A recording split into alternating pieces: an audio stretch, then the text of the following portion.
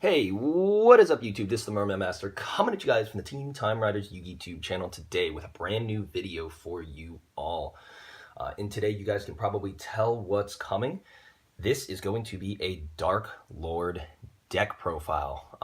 I've been working a long time on this deck and I like where it's coming along right now. Still doing a couple of changes and I have a couple of things missing, but I really wanted to profile this for you guys so you could see one of the other deck projects that I've been working on. But first and foremost, I want to give a big shout out to the one and only Dark Magic Ian.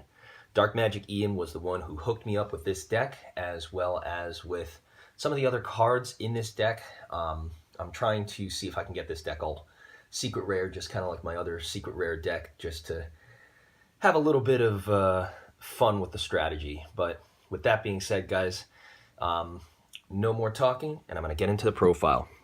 So I don't know how much you guys know about Dark Lords, but I'll explain like a little bit about the deck before we start. So Dark Lords got a bunch of, they have a bunch of old cards, but they also have a lot of new ones. And pretty much all of the new Dark Lords have a shared special ability that if they have a Dark Lord spell or trap in the graveyard, shuffle it back to the deck and take 1,000 life points, and then activate that effect as this card's effect without paying that cost. So it's really cool and a great way to combine it together. It's a super easy deck to use, a very easy deck to learn. Can be a little bit tougher to master, but if you're like just starting out in this game, I think Dark Lords is a great option for you. Full of powerful monsters, easy to use effects, and it's just a very cool deck all around.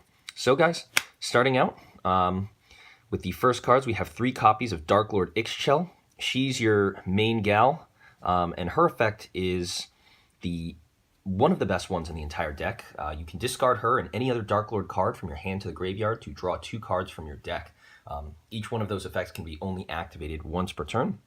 And Yugioh, as well as all the rest of the new Dark Lord cards, can only be special summoned once per turn.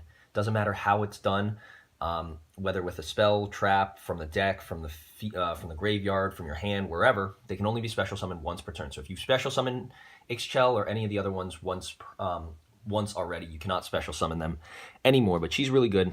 Beefy 2,900 defense and 2,500 attack. Good level 10 monster. Next card we're running, don't know if I'm going to keep this at 3, but it's 3 Dark Lord Nasten.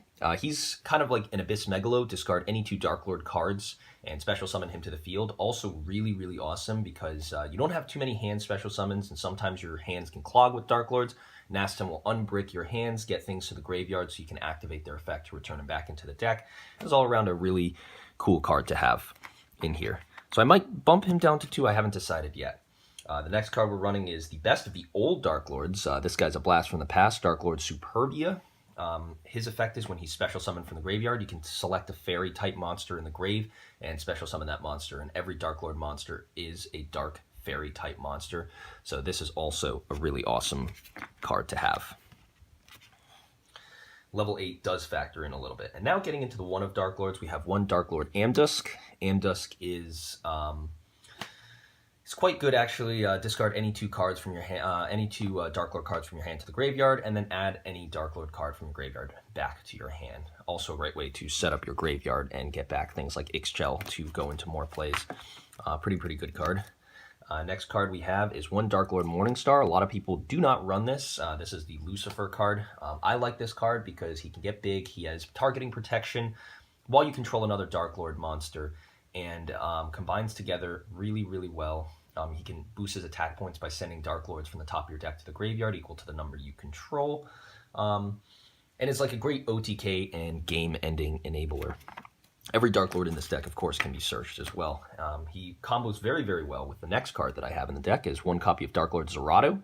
Dark Lord Zerato is very awesome because even though it came out in Phantom Darkness years ago, its effect to discard a dark monster to destroy all monsters on your opponent's side of the field is really good. Gets destroyed in the end phase when you activate that effect, but keep in mind, guys, you don't want him.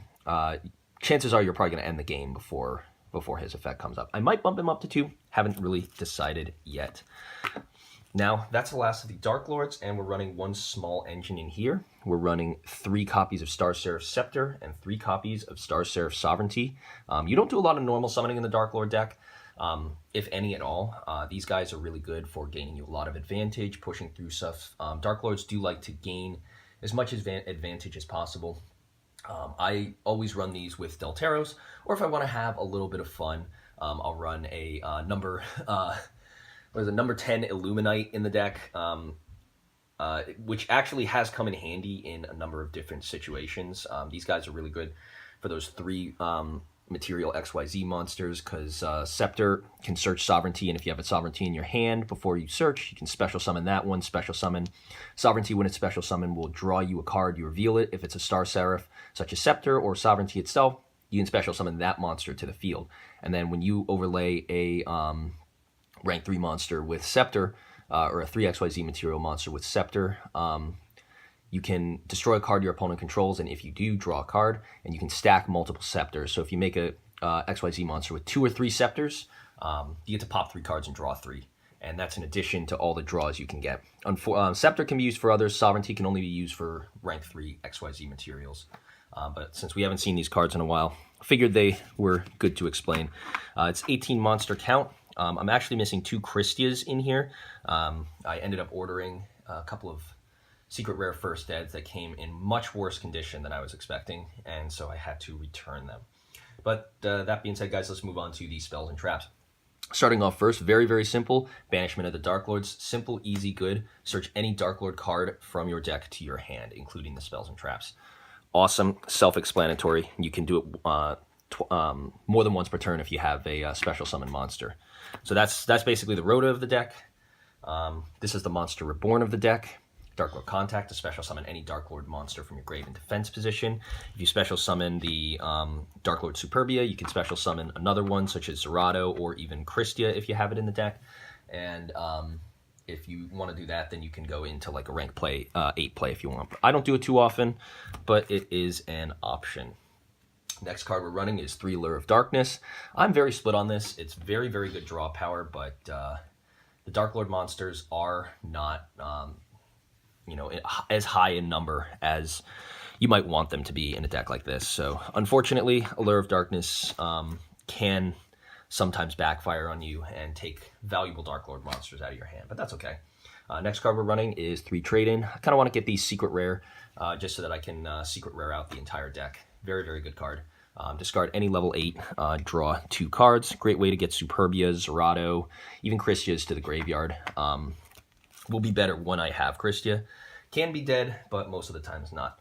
Next, we have 2 Pot of Desires. Pot of Desires, of course, is really great for the for just sending your stuff to the banish zone. And most of the time, like, your Dark Lords all have mostly the same effects. So if you banish like a bunch of stuff, you don't really have like any useful 1-ofs in the deck that that Pot of Desires might get around. But still a very, very good card to have nonetheless.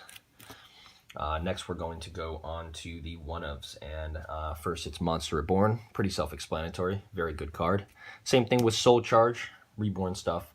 I haven't yet run into any life point issues with paying for that, as it usually comes in the back end. And then finally, My Body as a Shield, which I think is more beneficial and useful here than in most other decks, because it is it's just a very, very good card for when your opponent tries to board wipe you, and they will try and board wipe you, whether it's Torrential at 3, Bottomless at 3,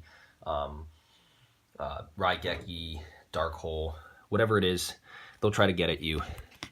My Body as a Shield can come in clutch to protect a big field, and it usually is a tempo swinger that your opponent does not see coming. Next cards, guys, we've got 2 copies of Dark Lord Rebellion. Discard any Dark Lord card, Dark Lord monster from your hand or field to the graveyard to destroy a card your opponent controls.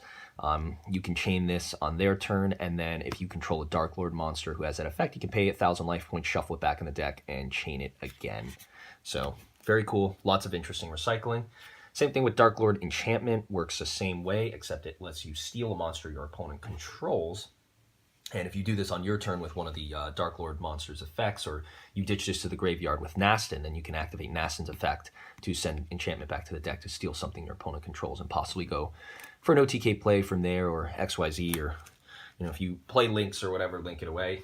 Last Darklord card we've got is 1 copy of Sanctified Darklord. A lot of Darklord players don't really like running this. I can't even see the reason why.